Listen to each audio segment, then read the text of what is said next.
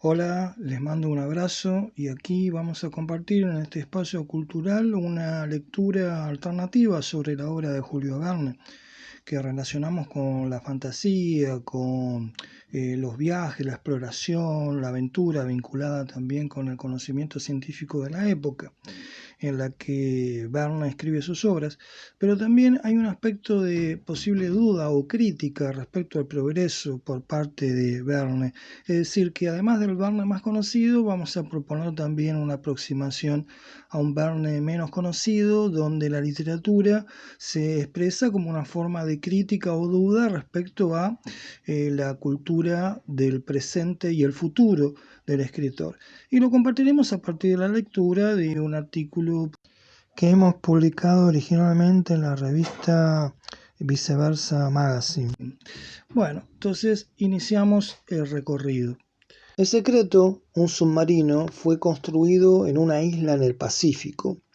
Su creador, brillante ingeniero de la India, aborrece de la Inglaterra colonial y con su nave y su tripulación recorre los mares movido por el deseo de conocimiento científico o la solidaridad con los griegos que luchan contra los turcos por su libertad, mientras hunde barcos ingleses para mitigar su rencor por el imperialismo británico.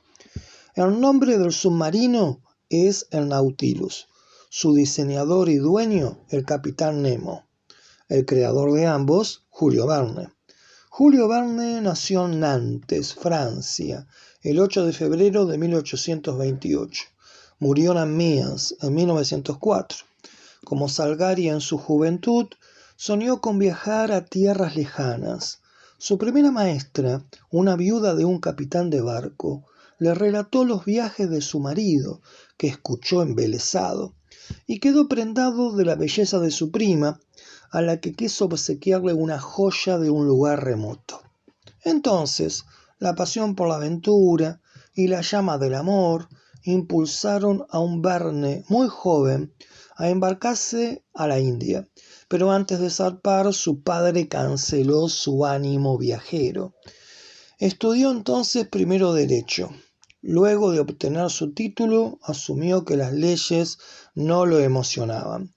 La literatura era su cielo. Quizá luego de su abortado viaje a la India, Verne entendió que tenía que soñar lo que no podía vivir y que la mejor forma de habitar esos sueños era por la escritura. Le presentaron entonces a Dumas, padre e hijo. Ese encuentro alentó su pasión por las letras. Su padre no lo financió más, enojado. Conoció así la privación cercana al hambre. Se mal alimentó, sufrió parálisis faciales, crisis de insomnio, experimentó la carga de escribir, como una bestia de carga, por presión y para subsistir, al menos en el comienzo. Se casó, pero la unión conyugal le resultó un lastre, al tiempo que hizo algunos primeros viajes a Escocia, Noruega y Dinamarca. No estuvo presente cuando nació su hijo, su único hijo, Michel Verne, con quien tuvo pésimas relaciones, pero que luego se hará cargo de reeditar y modificar varias de sus obras. Escribió su primera novela, de particular destino, como veremos, París en el siglo XX. El que será su editor por décadas, Pierre-Jules Hetzel, rechazó con energía el libro. Pero en 1863 acordaron la saga de novelas Viajes Extraordinarios, que Verne publicó en el Magazine de Educación y Recreo y que comenzó con 5 semanas en Globo. En todo una vida abocada a la escritura, los Viajes Extraordinarios alcanzaron los 54 títulos y tuvieron gran éxito editorial.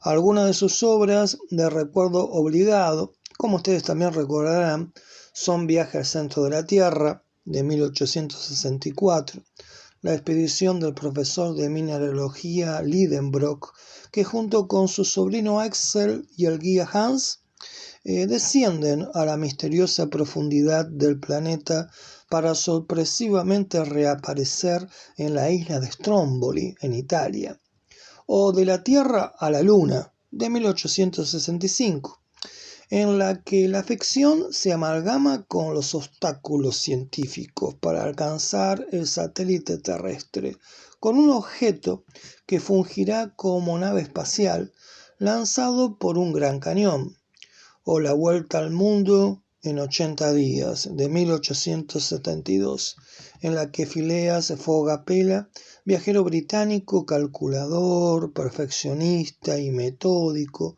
junto con su ayudante, apelan a todos los medios de transporte de su época: tren, buques, elefantes, trineos.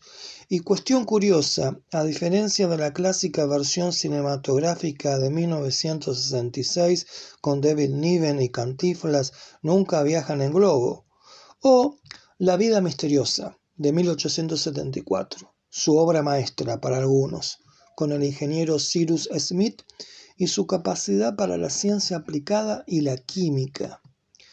Los viajes extraordinarios supusieron un gran esfuerzo de documentación por parte de Verne, por la divulgación científica presente en sus libros de aventuras. Por eso Verne fue visitante asiduo de la Biblioteca Nacional, en la que redactó 25.000 fichas de documentación. El proyecto literario de Verne es descrito con precisión por Michel Serret, el gran filósofo e historiador de la ciencia, autor en el 2003 de Julio Verne, La ciencia y el hombre contemporáneo. Verne, según Serret, acometió, comienzo de cita, un viaje extraordinario en el espacio, terrestre, aéreo, marítimo, cósmico, o en el tiempo, pasado, presente y porvenir. En segundo lugar, es un viaje enciclopédico. La Odisea es circular, recorre el ciclo de la sabiduría, cierre de la cita. Y suele repetirse que Verne siempre unió literatura con ciencia en aras de una visión optimista de adelanto continuo, consejo de anticipación y precursora de la ciencia ficción, y a la vez con una narración de aventuras para jóvenes. Todo esto es cierto, pero con dos salvedades, nos parece. Su universo narrativo es mucho más complejo que una distracción juvenil, y la supuesta creencia de Verne en el progreso sería sólo aparente, como luego veremos.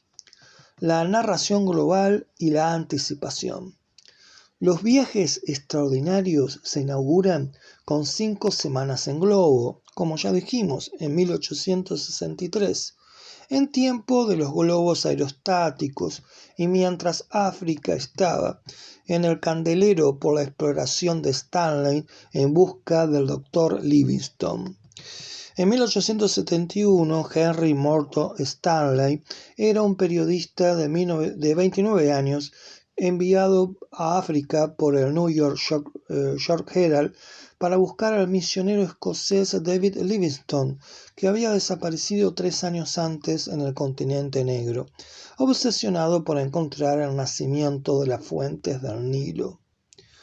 Luego de una intensa búsqueda, Stanley encontró a Livingstone en un momento histórico de las exploraciones en África. La novela sumerge al lector en aventuras e intrigas, pero a la vez le informa sobre las principales expediciones realizadas en un continente que generaba la fascinación de lo desconocido.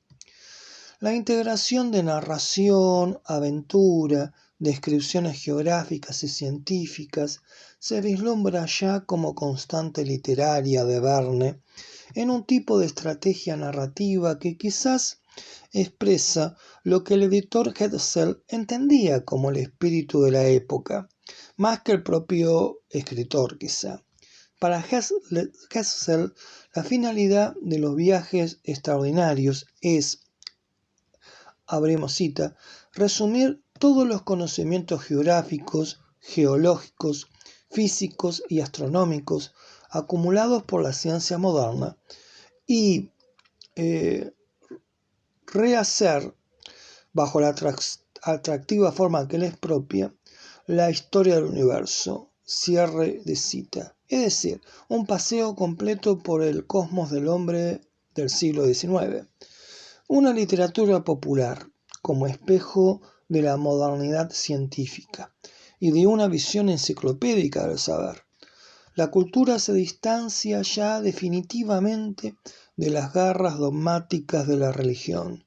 El proyecto científico de conocimiento de las leyes naturales es refrendado por la doctrina del positivismo filosófico de un Augusto Comte e incluye la técnica como creación de nuevas invenciones que mejoran el transporte, transforman el entorno, aumentan la apropiación de los recursos naturales. Verne pertenece al tiempo de la imaginación alimentada por las investigaciones científicas que aspiran a un conocimiento universal y la exploración del espacio, lo que será continuado luego por la ciencia ficción. De ahí un Verne que manifestaba que debía alojar el inmenso universo en el microcosmos de su cerebro. Los viajes extraordinarios, y como ya lo sugiere Serré, son una narración global que abrazaba las investigaciones científicas, como ocurre en De la Tierra a la Luna, o la exploración y ampliación de la geografía, como en la Esfinge de los Polos de 1897, que como continuación de la narración de Arthur Gordon Pym de 1838 de Edgar Allan Poe se adentra en la Antártida y el Polo Sur o las profundidades marinas en 20.000 leguas de viaje submarino o la proyección al espacio exterior en Héctor Servadac de 1877 a través de un viaje en un cometa de personajes de varias nacionalidades, luego de una catástrofe terrestre. Y la vuelta al mundo en 80 días. O el Albatros, la nave de Robur el Conquistador, que se desplaza desde París a los polos, sugieren esa voluntad viajera de atravesar la globalidad planetaria, mientras que su obra hierve también con el poder anticipador de la imaginación, desde naves espaciales, helicópteros y submarinos hasta la ciencia abocada a la construcción de armas de destrucción masiva, desilusión y amagos revolucionarios. Al principio Verne gustaba de los exploradores románticos y heroicos, algo consecuente con el modelo editorial de Hetzel y el propio origen burgués y católico del escritor. Pero con el devenir de los años, Verne atravesó eventos personales y colectivos amargos. El vínculo problemático con su hijo, recibe un tiro por un pariente enloquecido que le deja una cojera que lo obliga a dejar sus navegaciones en un velero que lo llevó hasta la ría de Vigo, en cuyo fondo la tripulación del capitán Nemo busca oro, y la guerra franco-prusiana con la derrota francesa ante Bismarck en 1870, o los sangrientos hechos de la Comuna de París. Verne se inspiró en un hecho histórico para imaginar que el Nautilus se aprovisiona de oro en la ría de Vigo, Galicia, España. Allí en 1702 se libró la batalla naval de Rande, o batalla de Vigo, entre fuerzas anglo-holandesas e hispano-francesas, durante la Guerra de Sucesión Española. Por dicho enfrentamiento se hundieron varios galeones que supuestamente contenían oro y que por lo tanto ahora estarían en el fondo, aunque esto ha sido desmentido por documentos que demuestran que el oro fue desembarcado y enviado por tierra a Madrid, lo que Verne no podía saber. Por esta relación entre la novela de Verne y Vigo, en esta ciudad de Galicia, se encuentra un famoso monumento emplazado allí en 2005, una escultura de bronce del artista vigués José Morales, en el centenario de su muerte. Verne reconoció la sombra que los imperialismos proyectaban sobre la libertad. Se impregnó entonces de cierto socialismo y anarquismo y devino simpatizante revolucionario. En su novela Matías Sándorf es un noble húngaro que se pone en rebeldía contra la opresión austríaca. O en Los náufragos de Jonathan, de 1909, Verne imagina al personaje Cao Dier en la región del Estrecho de Magallanes, un personaje de principios anarquistas y cuyo lema es ni Dios ni amo. En el espíritu anarquista e independiente del capitán Nemo, Verne quizás se sintió identificado y depositó en él su propia admiración por quienes batallaban por la emancipación de los pueblos y el individuo libre.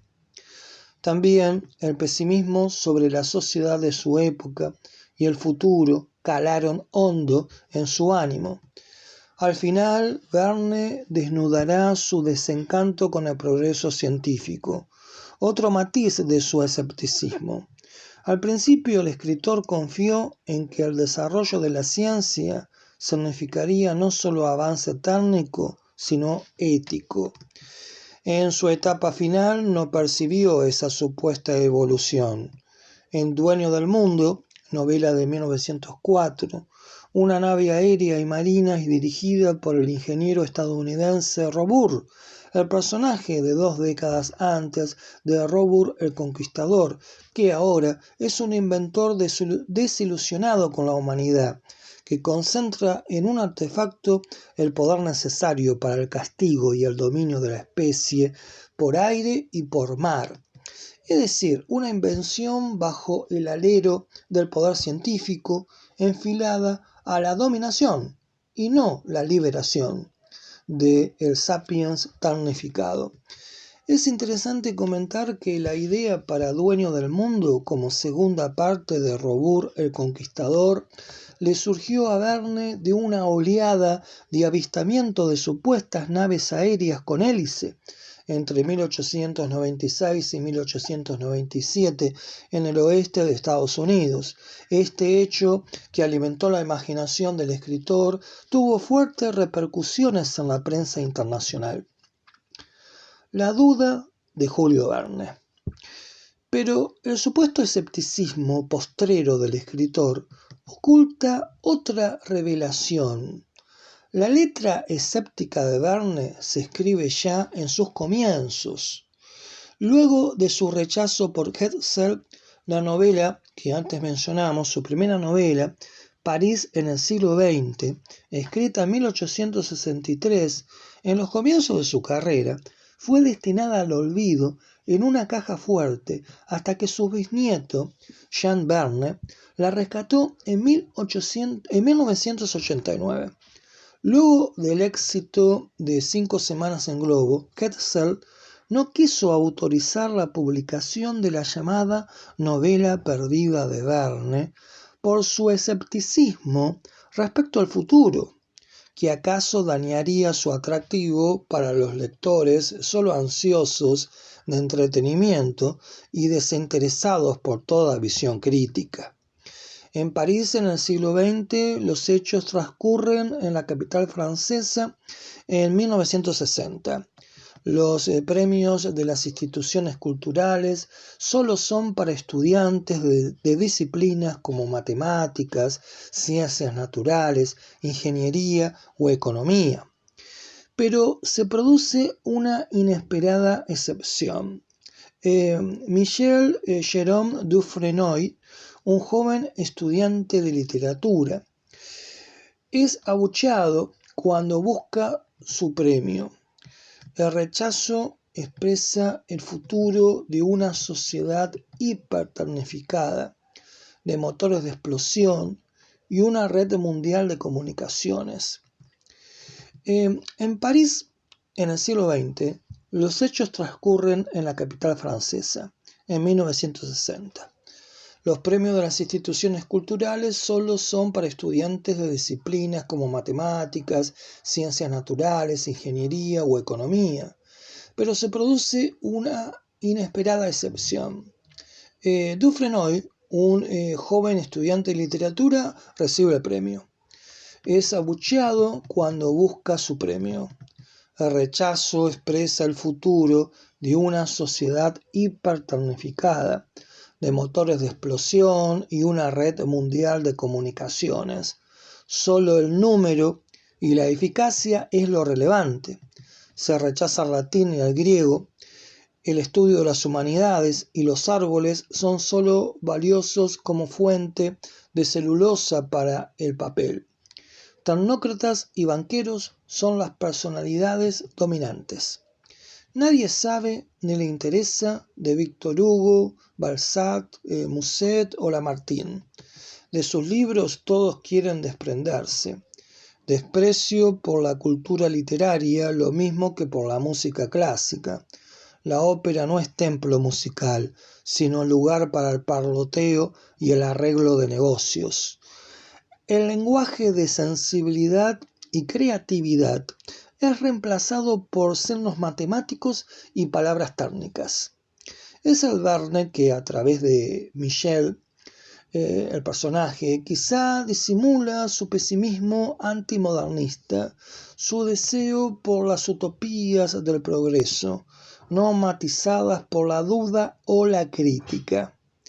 Es el humanista que en el deterioro del lenguaje encuentra la medida de la decadencia y el empobrecimiento humano, por lo que el escepticismo de Verne solo reaparece en su madurez, luego de permanecer agazapado y larvado en sus inicios, lo que deshace su estereotipo como apóstol del progreso científico.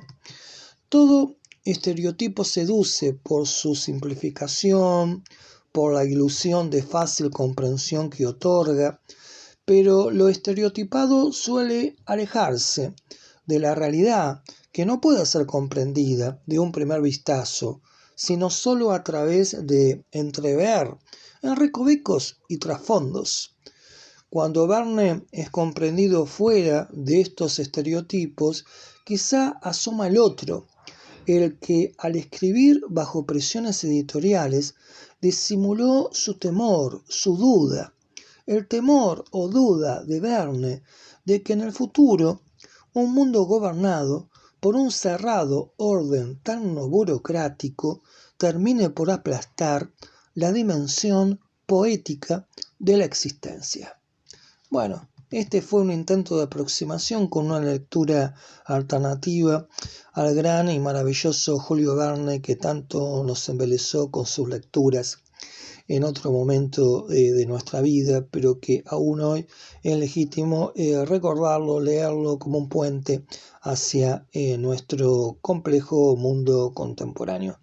Bueno, gracias por haber llegado hasta acá y les envío un gran saludo. Ustedes saben que siempre suscribiéndose esto puede llegar a más personas y les envío entonces un gran saludo, un abrazo y hasta el próximo encuentro.